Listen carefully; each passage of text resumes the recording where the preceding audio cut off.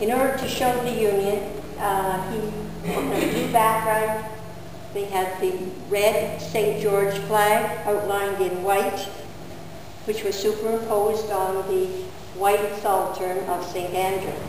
And so this showed the union of two kingdoms.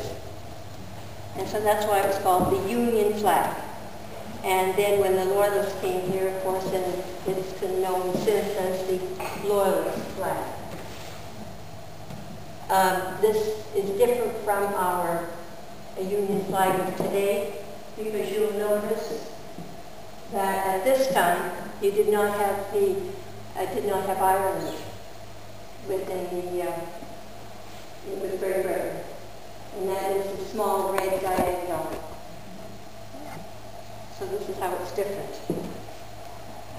And then in 1789, Lord Dorchester, he was the governor of Quebec, said that because of their loyalty, these people should have something to set them aside. And so he said then that the Loyalists should be able to use the letters UE after their name to show that it was the United Empire.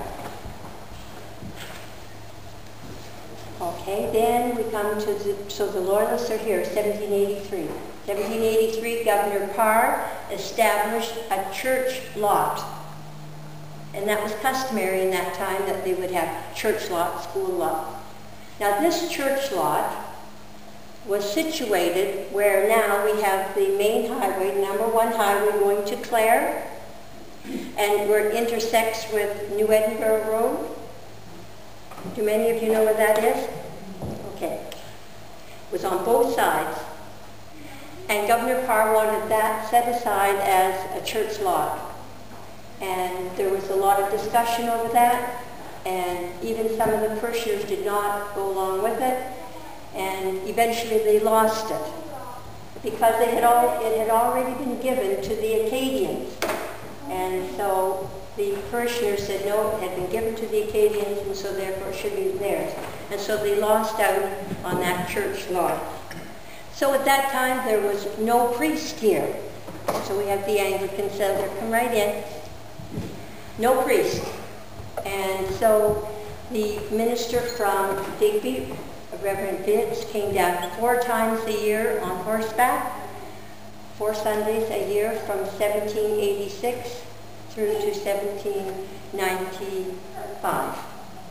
And while he was here, on one occasion he baptized the wife and infant of Samuel Doty, who was the blacksmith, and he lived just across the Sisebou in New Edinburgh.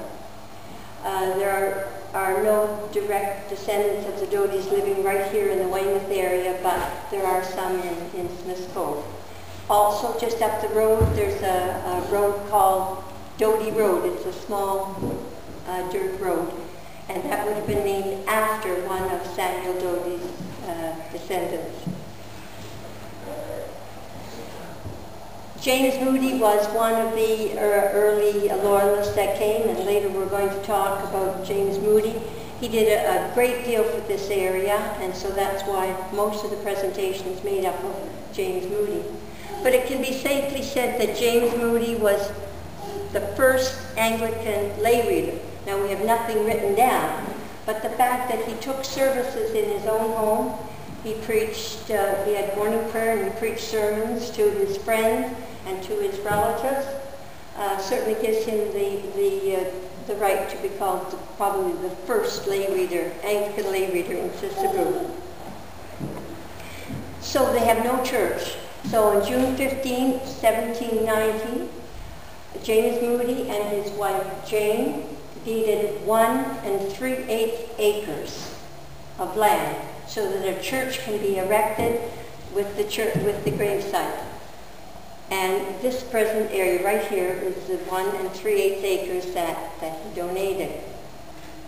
And it's interesting that on the deed, this is what it says: to have and to hold to them the said inhabitants and their heirs, the inhabitants and their heirs, for the sole use and benefit of the church forever. Now we know nothing is forever. But I think that's important because every once in a while they start saying, oh, we got to start closing churches now.